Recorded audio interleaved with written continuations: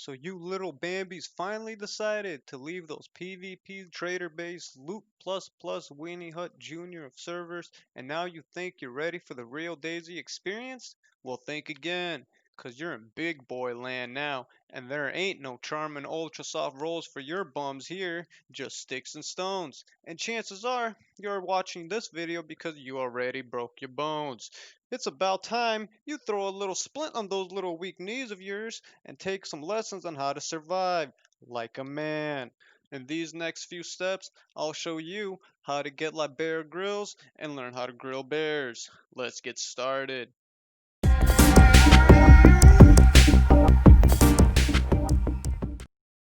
I'm sure you're all already aware that you're going to find yourself stranded somewhere along the coast of this godforsaken lands. With nothing but the clothes on your back and a glow stick in your pants, you're going to be like any other rave craving teen. You're going to find yourself to be in a little bit of need of food and water.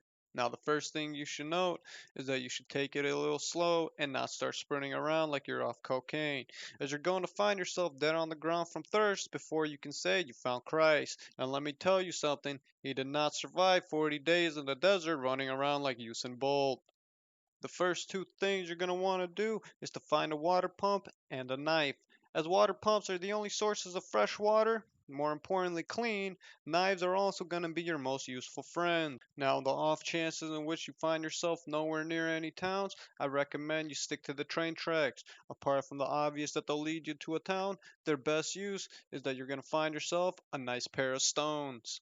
You should come across one for every 3 to 500 meters, and once you find yourself two or more neat moon rocks, it's time to get stoned. So get like Fred Flintstone and make some primitive caveman technology. Smash those two rocks against one another and make yourself your new best friend. I'd recommend you find yourself a third rock if possible, as the improvised knife will only have roughly 4 to 5 uses before you ruin it with your brute strength.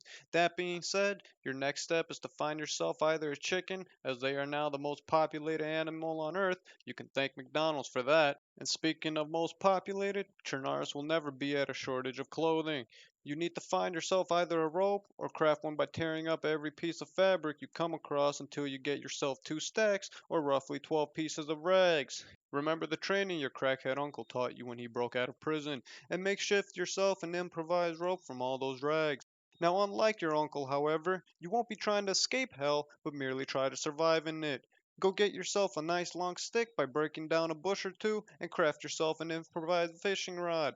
Remember though, you can now break down bushes with your bare hands, but beware of splinters.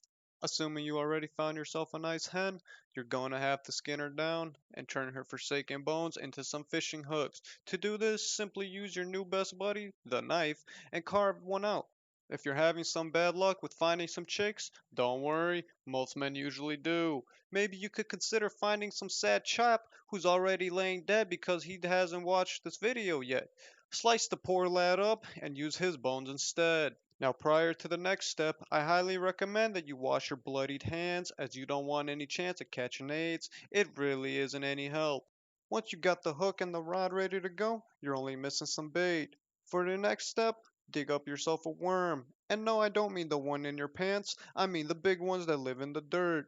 Once you dig up a couple of those, simply attach it to the hook, hook on the rod, and then find yourself any kind of water. Keep in mind that even the tiniest of ponds will still work. Now, all you need is a little patience. Simply keep fishing until you catch a fish, but be wary that sometimes your luck could be that as in real life.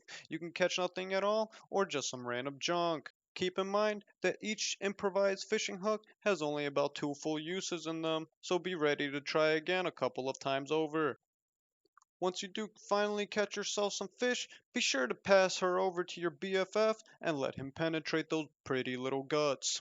Once she's nice and prepared, you'll need a fire to cook your meal. For this, you'll have to keep using your little friend like you do in your real life ones and cut some bark off a tree. You're gonna have to go for the brown one specifically and get 2 of them. The first piece you will use to combine with the short stick and make yourself a nice little hand drill kit, while the other was going to be used as some plain kindling for your fire. To make a fireplace, just combine said kindling with any form of wood that grows all the time, not just the one in the morning. After you start your little fire, get like my dick jokes and stick it in the fish. Roast her over the fire till it's looking nice and crispy. Just watch out not to make it too crispy, as then you'll learn firsthand that once you go black, you'll never go back. After that, simply enjoy your first hot meal of many more to come and start heading inland. Make sure to break down the fishing rod when you're done and save the rope for later use. You now have the basics on how to get off the coast, so good luck on your journey through hell.